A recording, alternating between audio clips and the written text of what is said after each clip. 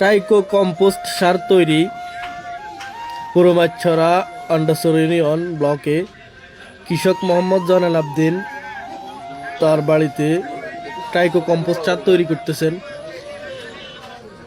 কচুরি পানার সাথে নিম পাতা কুচি করে অ্যাডজাস্টিং করা হইতেছে। এরপরে কাঠের গুঁড়া দেওয়া হইতেছে। সার্বিক তত্ত্বাবধানে আছেন আমাদের উপসহকারী কৃষি অফিসার জনাব জমির আলী স্যার।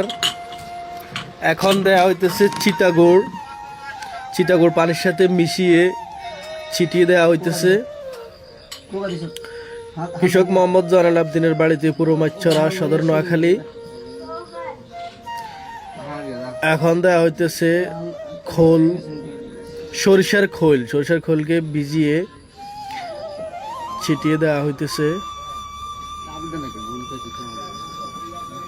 আমাদের কৃষক মোহাম্মদ জয়নাল আবদিন একজন পরিশ্রমী মানুষ। উনি খুবই আগ্রহী এবং আন্তরিক। এখন দেওয়া হইতেছে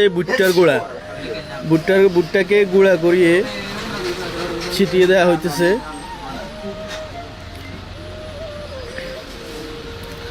আন্ডারসর ইউনিয়নের পুরোমাছড়া গ্রামে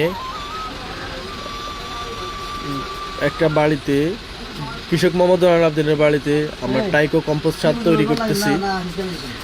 এটা নতুন প্রকল্প, যদিও কি অনেক কৃষক এখনো জানে না, কিন্তু এই প্রকল্পতে আমি মনে করি কৃষকরা কীটনাশক অথবা রাসায়নিক সার ব্যবহার থেকে বিরত থাকবে।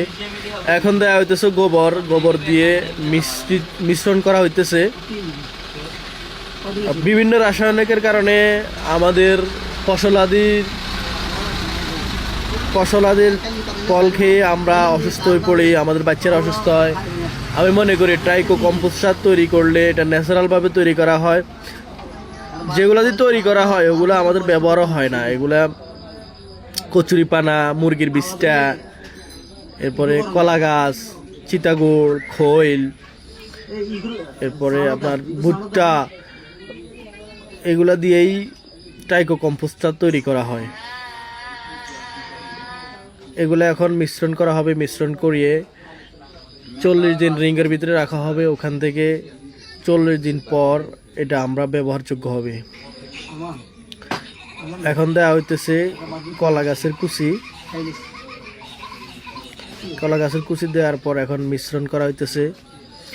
এরপরে আমরা রিংয়ের ভিতর রাখবো। এই যে এখন মিশ্রণ করা শেষ, এখন আমরা এটা রিংয়ের ভিতর রাখতেছি। রিংয়ের ভিতর রাখার মধ্য দিয়ে টাইকো কম্পোস্টের যে ছত্রাকটা ওটা দেওয়া হবে লেয়ার সিস্টেম। কৃষক মোহাম্মদ জয়নাল আবদিন এখন রিংয়ের ভিতর মিশ্রণটা রাখতেছেন। আমাদের উপসহকারী কৃষি অফিসার জমির আলী স্যার উপস্থিত আছেন। এখন ডিএম কামাল উদ্দিন সাহেব আমাদের টাইকো ডার্মা যে ছত্রাকটা ওইটা লেয়ার সিস্টেম দিতেছেন। কয় বালতি দেওয়ার পর কয় ওড়া দেওয়ার পর এই লেয়ার সিস্টেম এটা দিতেছেন। এবং শেষ পর্যায়ে মাঠ দিবসে জেলা প্রশিক্ষণ অফিসার এবং উপজেলা কৃষি অফিসার এবং উপসহকারী কৃষি অফিসাররা সহ মাঠ দিবসে কৃষকদেরকে কিভাবে টাইকো কম্পোস্ট তৈরি করা হয় সে ব্যাপারে ব্রিফিং দিতেছেন।